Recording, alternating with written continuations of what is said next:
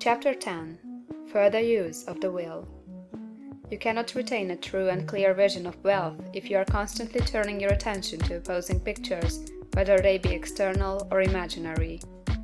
Do not tell of your past troubles of a financial nature, if you have had them. Do not think of them at all. Do not tell of the poverty of your parents, or the hardships of your early life. To do any of these things is to mentally class yourself with the poor for the time being, and it will certainly check the movement of things in your direction. Let the dead bury their dead, as Jesus said. Put poverty and all things that pertain to poverty completely behind you. You have accepted a certain theory of the universe as being correct, and are resting all your hopes of happiness on its being correct. And what can you gain by giving heed to conflicting theories? Do not read religious books which tell you that the world is soon coming to an end. And do not read the writing of muckrakers and pessimistic philosophers who tell you that it is going to the devil. The world is not going to the devil, it is going to God. It is wonderful becoming. True, there may be a good many things in existing conditions which are disagreeable, but what is the use of studying them when they are certainly passing away, and when the study of them only tends to check their passing and keep them with us? Why give time and attention to things which are being removed by evolutionary growth, when you can hasten their removal only by promoting the evolutionary growth as far as your part of it goes? No matter how horrible in seeming may be the conditions in certain countries, sections, or places, you waste your time and destroy your own chances by considering them. You should interest yourself in the world's becoming rich. Think of the riches the world is coming into, instead of the poverty it is growing out of. And bear in mind that the only way in which you can assist the world in growing rich is by growing rich yourself through the creative method, not the competitive one.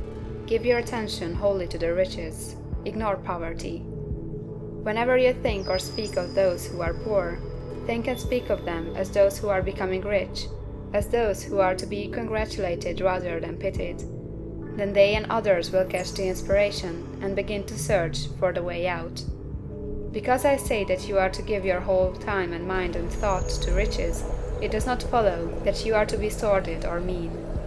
To become really rich is the noblest aim you can have in life, for it includes everything else.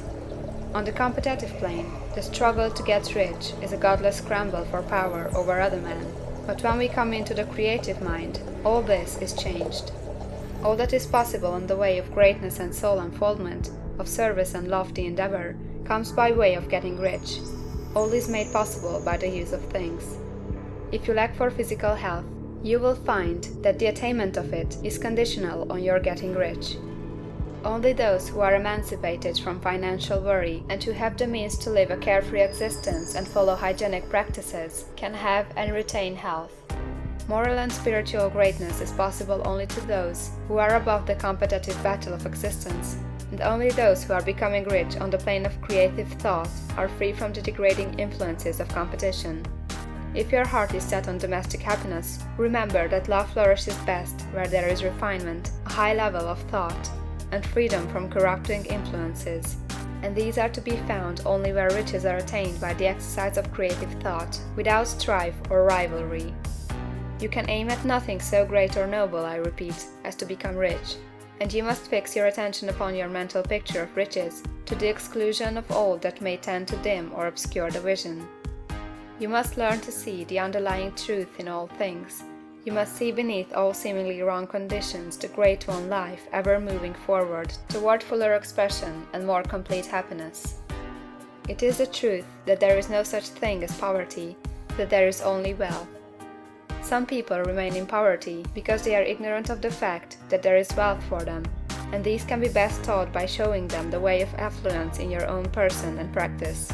Others are poor because, while they feel that there is a way out, they are too intellectually indolent to put forth the mental effort necessary to find that way and by travel it. And for these the very best thing you can do is to arouse their desire by showing them the happiness that comes from being rightly rich. Others still are poor because, while they have some notion of science, they have become so swamped and lost in the maze of metaphysical and occult theories that they do not know which road to take. They try a mixture of many systems and fail in all. For these again the very best thing to do is to show the right way in your own person and practice. An ounce of doing things is worth a pound of theorizing. The very best thing you can do for the whole world is to make the most of yourself. You can serve God and man in no more effective way than by getting rich. That is, if you get rich by the creative method and not by the competitive one. Another thing, we assert that this book gives in detail the principles of the science of getting rich, and if that is true, you do not need to read any other book upon the subject. This may sound narrow and egoistical, but consider, there is no more scientific method of computation in mathematics than by addition, subtraction, multiplication, and division. No other method is possible. There can be but one shortest distance between 2 points. There is only one way to think scientifically, and that is to think in the way that leads to the most direct and simple route to the goal. No man has yet formulated a briefer or less complex system than the one set forth herein. It has been stripped of all non-essentials. When you commence on this, lay all others aside. Put them out of your mind altogether. Read this book every day, keep it with you, commit it to memory, and do not think about other systems and theories. If you do, you will begin to have doubts, and to be uncertain and wavering in your thought, and then you will begin to make failures.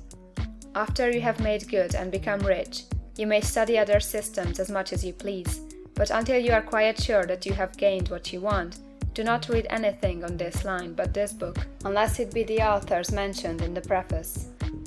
And read only the most optimistic comments on the world's news, those in harmony with your picture. Also, postpone your investigations into the occult. Do not dabble in theosophy, spiritualism, or kindred studies. It is very likely that the dead still live and are near, but if they are, let them alone. Mind your own business. Wherever the spirits of the dead may be, they have their own work to do and their own problems to solve, and we have no right to interfere with them. We cannot help them, and it is very doubtful whether they can help us, or whether we have any right to trespass upon their time if they can. Let the dead and the hereafter alone, and solve your own problem, get rich. If you begin to mix with the occult, you will start mental cross-currents, which will surely bring your hopes to shipwreck. Now, this and the preceding chapters have brought us to the following statement of the basic facts. There is a thinking stuff from which all things are made, and which, in its original state, permeates, penetrates, and fills the interspaces of the universe. A thought in this substance produces the thing that is imaged by the thought. Man can form things in his thought, and, by impressing his thought upon formless substance, can cause the thing he thinks about to be created. In order to do this, man must pass from the competitive to the creative mind. He must form a clear mental picture of the things he wants, and hold this picture in his thoughts with the fixed purpose to get what he wants, and the unwavering faith that he does get what he wants, closing his mind against all that may tend to shake his purpose, dim his vision, or quench his faith. And in addition to all this, we shall now see that he must live and act in a certain way. End of chapter 10.